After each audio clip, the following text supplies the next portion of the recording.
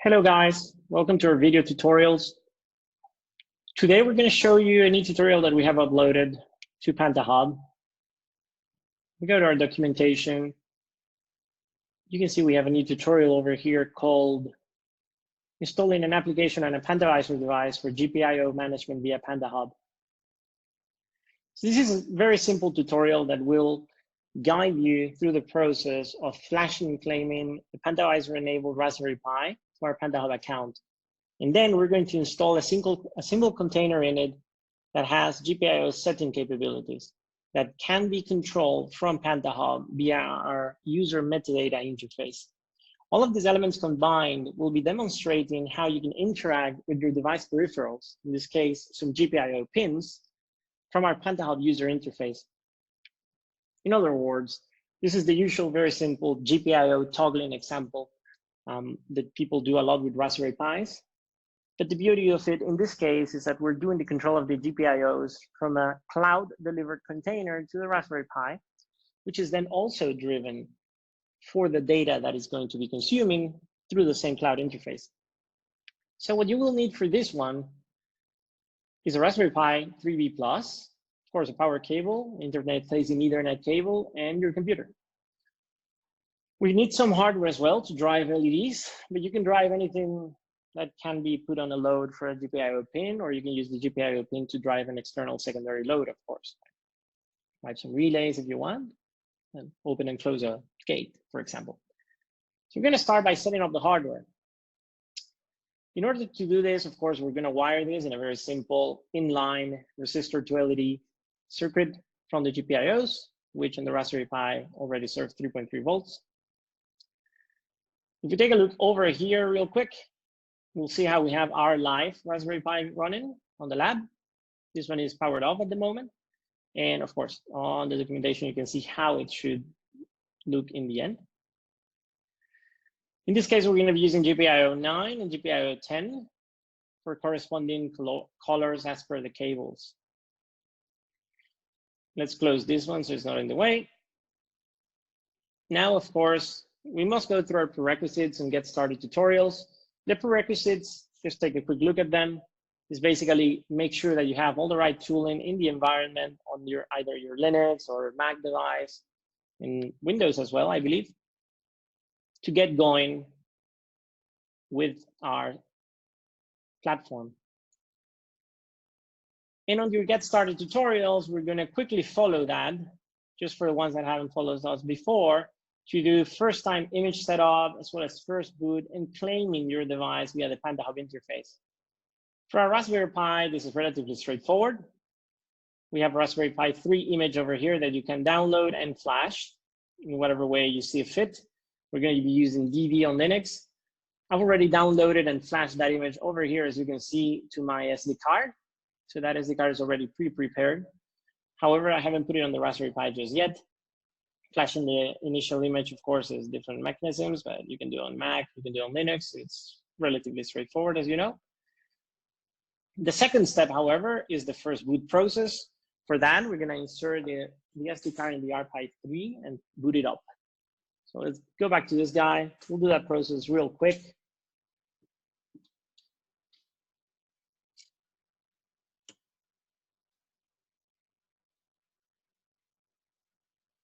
There we go. And we're going to power it up. That is now booting up. As you can see, the LEDs over there. However, our third step is going to be claiming our device, which is running a Pantacor. We're going to claim it through Pantacor Hub. Now, the claiming process, for those unfamiliar with it, is done with a tool called PVR. PVR allows you to interface with any Pantacor-enabled device remotely via Pantacor Hub. The command in particular we're looking for is the PVR claim command. We must specify a device to claim. Now let's see, how do we discover what devices can be claimed? Let's turn this off for a second. We can open the claim device instructions. You can go through that. If your Raspberry Pi is connected to an internet-facing or actual local network-facing Ethernet port, you should be able to discover it by using the PVR tool. PVR scan basically interfaces with another container that is running on the base image of this device, which allows the device itself to advertise over local MDNS. For that, we're gonna eventually, after the device is done booting, it should be able to register itself with Pantacor Hub. And once registered, we should be able to discover it on the local network.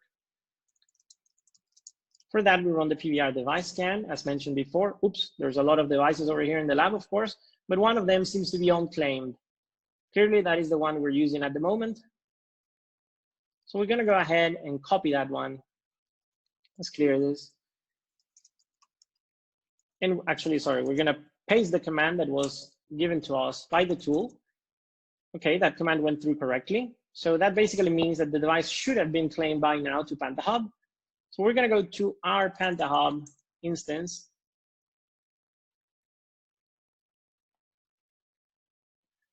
Come to our devices. And just as we thought, here's a new device over here that says that the status is waiting for initial device data. We go to that guy, we see that's still waiting for initial device data. If we take a look at its console, we'll see that it's syncing the initial objects, some of which my user account already owns, some of which my user account has never seen before. So they're being verified with an upload to the cloud. Once that claiming process is completed, this device is ready for interaction with PVR, as we said before, in order to do multiple operations. There's a bunch of stuff you can do, but the very core thing that we're going to be doing next is cloning this device. What does cloning mean? We're going to take a look at the documentation in a second. Let's go to the documentation real quick, not this one. Claiming the device has already happened. Let's go back to the tutorial.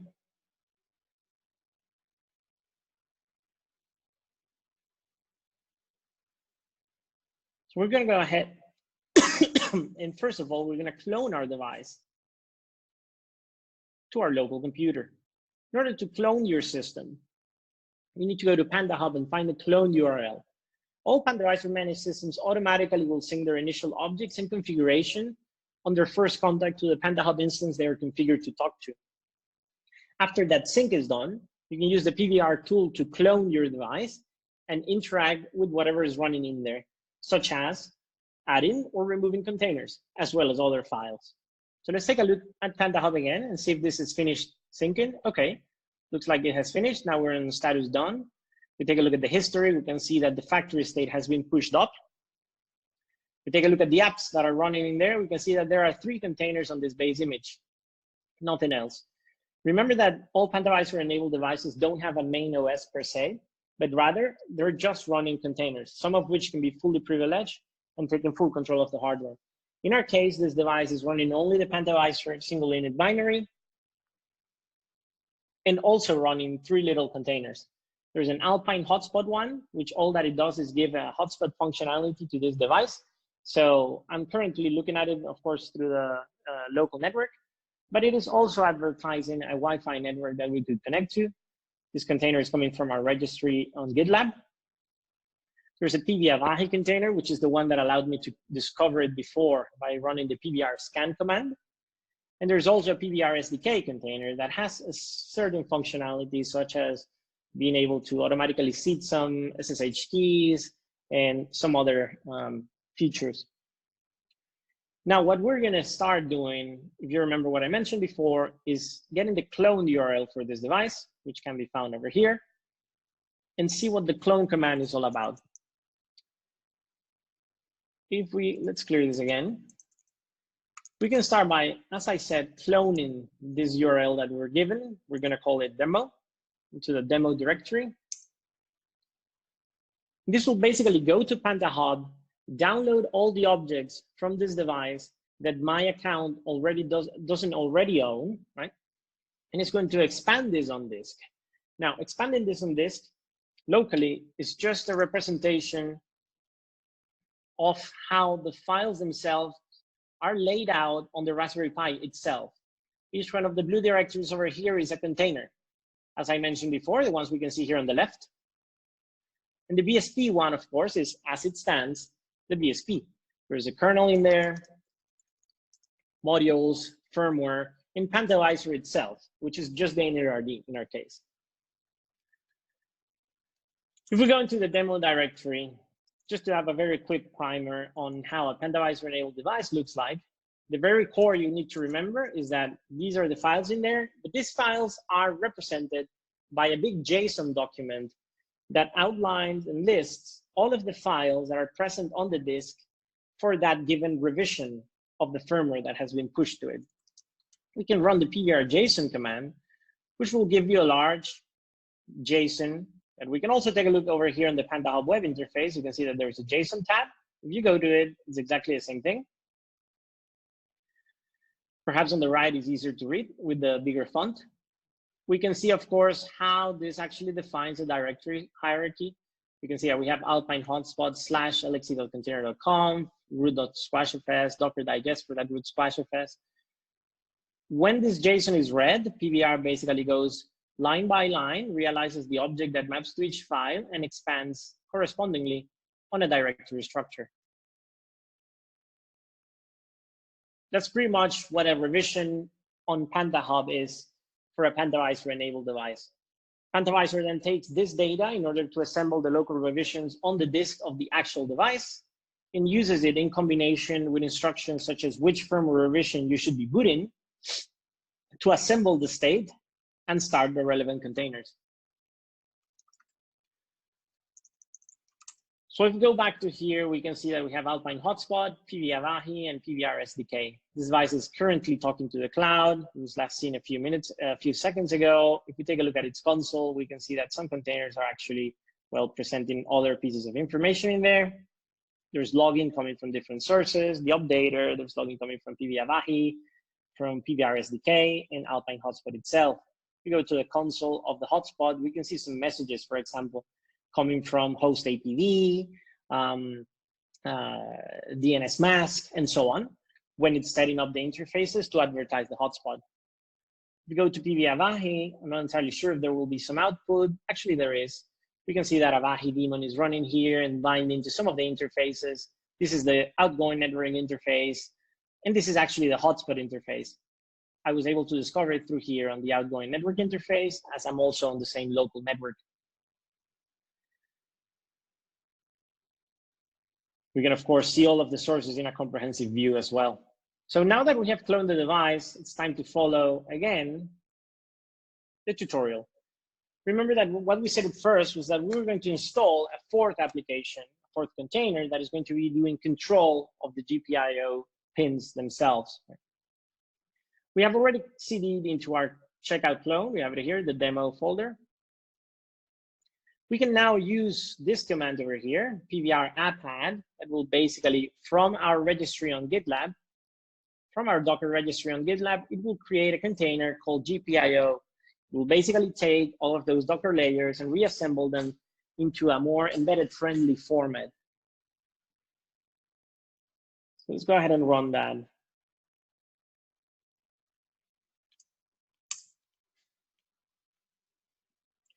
So you can see this will basically go to the registry, download each one of the layers, some of which I already have cached because clearly I've run this operation before.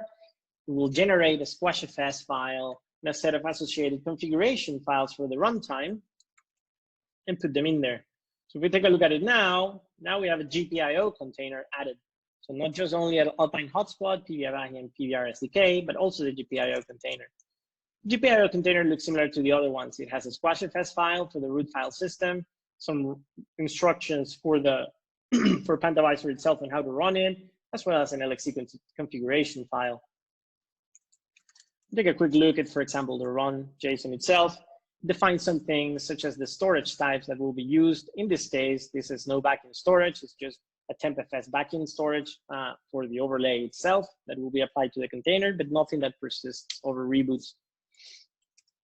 Some of this is represented as well in the LXC container conf file, which maps some of the base container definitions that came from that Docker registry on gitlab.com and translates to our runtime. So once again, let's say that we come back here, we realize that we have added the GPIO directory.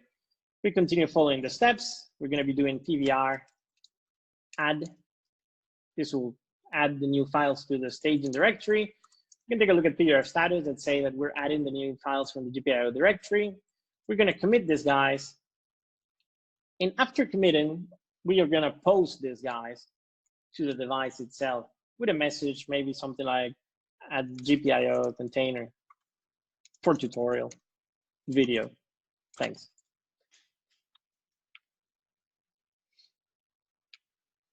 So these files are already over there. However, the GPIO themselves, the container, is not there because we have just assembled it. So now this was posted to the device via Pantacor Hub.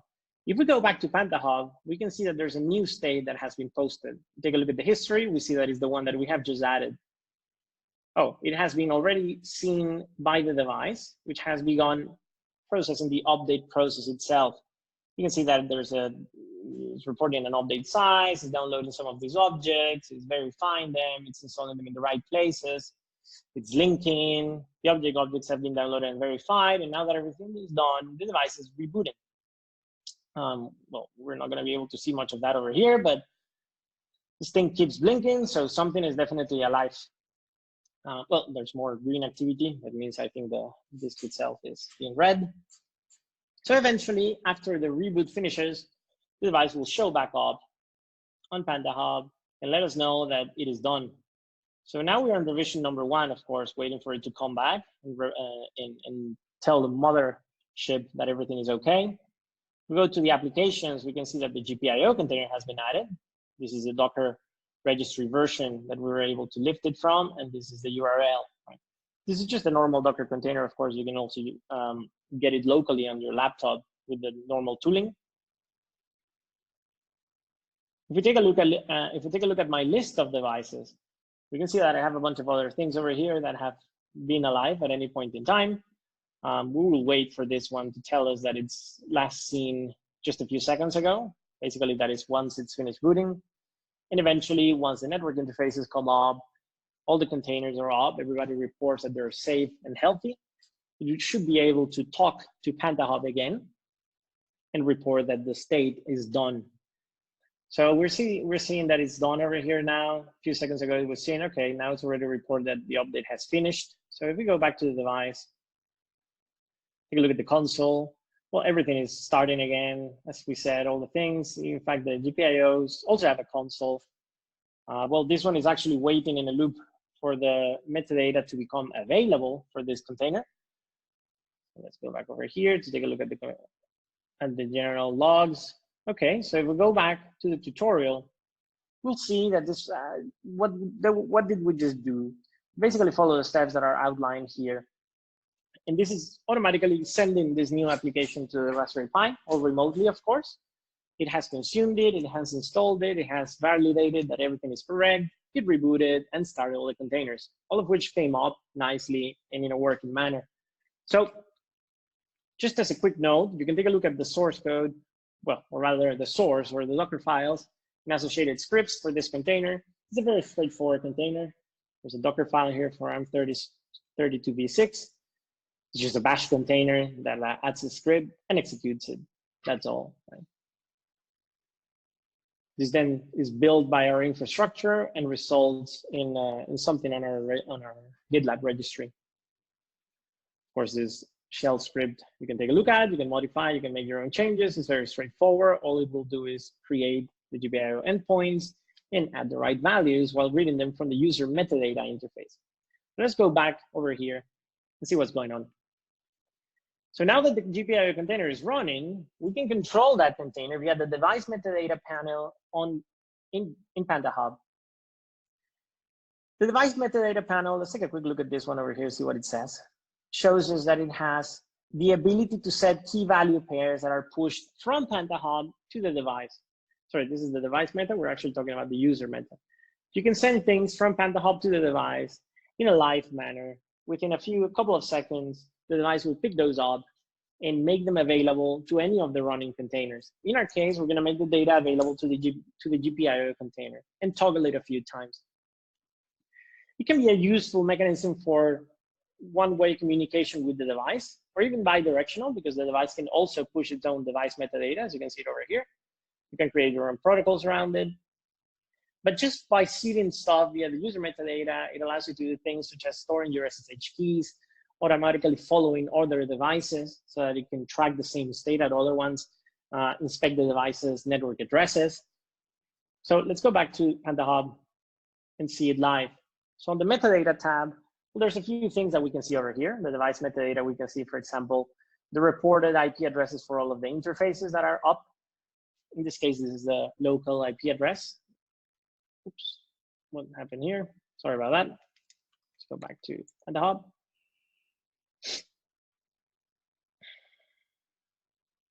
Should have been logged in already. Here we go. We come back to our device. Metadata interface. If we copy this IP address, we can probably ping it from here. Yeah, that's fine. The device is live. There's nothing we can do to it.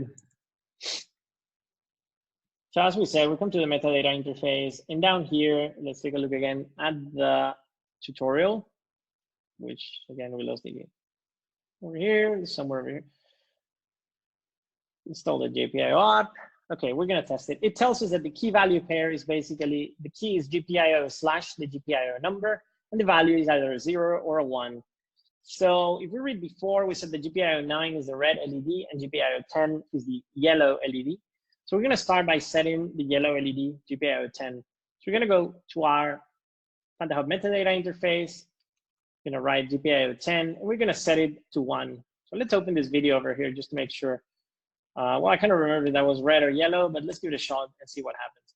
So once we do that, the metadata itself is pushed to Pantacor Hub, which in turn makes it available to the device the next time it checks, right? As you can see, the yellow LED came up. You can see it over here. We can give it a shot with GPIO 9 as well, which should be the red one. Try again. Okay, that's up. And now we wait for the LED itself to come up. If all the cables are still correct, there we go. So the red LED is now on. We can then go back and set the yellow one to 0 again. And once more, this guy should go offline. We take a look at the console of the device and go specifically to the GPIO console itself. We can see the changes that are happening. The GPIO, whenever there's no change, it tells us things like this. This is just leftover noise, let's say, from a non-clean shell script. But you can see certain outputs, such as setting the GPIO and setting the GPIO direction as well. That's for 10, that's for 9. At some point, you can see that it's set to 0 again after I made the change. And it's continuously polling the metadata interface just to see if there's a new value that needs to be applied.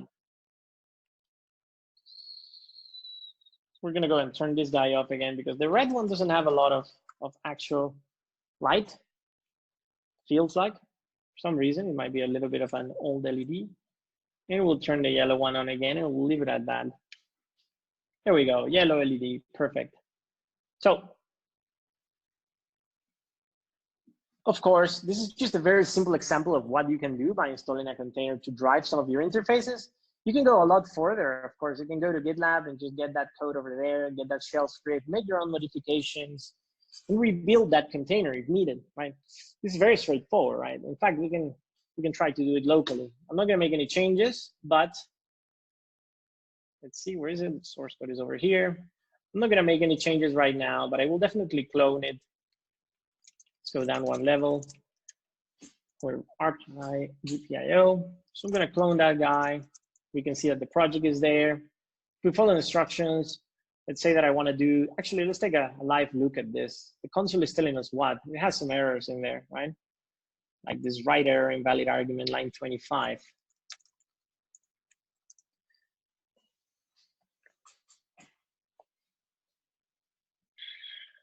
So here's what we're gonna do.